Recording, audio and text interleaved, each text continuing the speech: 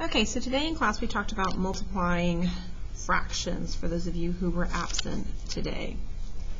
When I'm multiplying fractions, I have to remember it's no problem. It's my top times my top and my bottom times my bottom. So all I'm going to do is multiply my top times my top and my bottom times my bottom.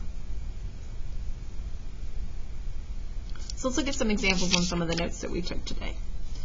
So here I have 5 times 1/4.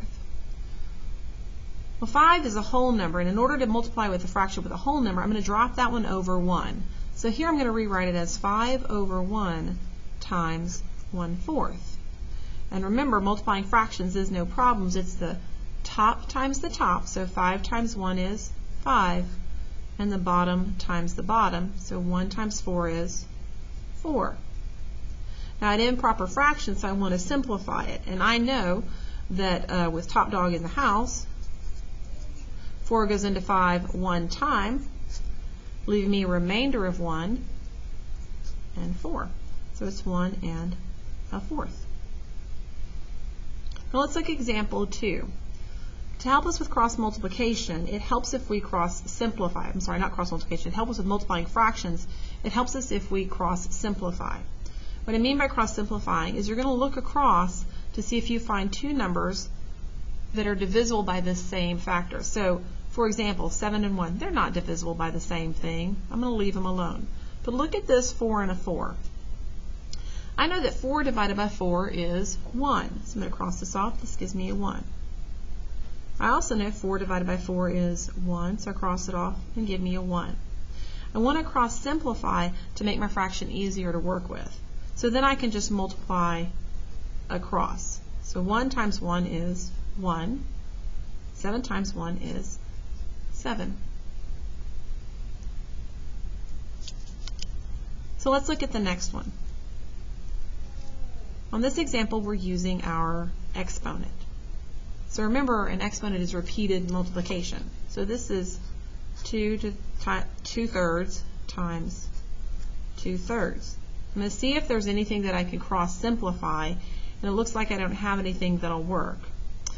I can't divide anything by 3 that a 2 would have in common, and I can't divide anything by 2 that a 3 would have in common. So I'm just going to multiply across. Top times my top and my bottom times my bottom.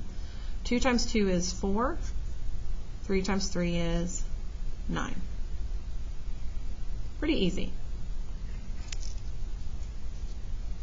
So let's look at example 4 really quickly.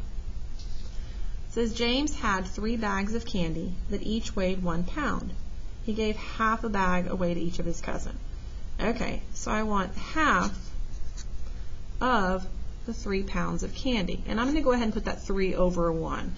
I could write it as 1/2 times 3, but I need to drop it over that 1 so I have a fraction to work with.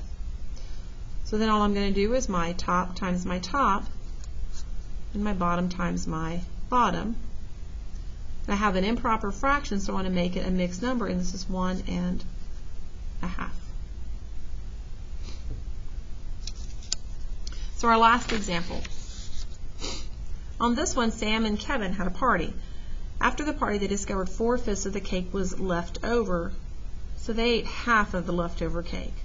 Okay, so they had half of 4/5. Now this is where some of our cross simplification comes in really handy. If I look across here, I know that both of these are divisible by 2. 2 divided by 2 gives me a 1. 4 divided by 2 gives me a 2. And so now I can simply multiply. 1 times 2 is 2. 1 times 5 is 5, giving me 2/5. Now I'm going to email the circuit home for you to practice on the back of your page. We'll be working on this part tomorrow, and if you're absent, I'll send you some more information. Let me know if you have any questions.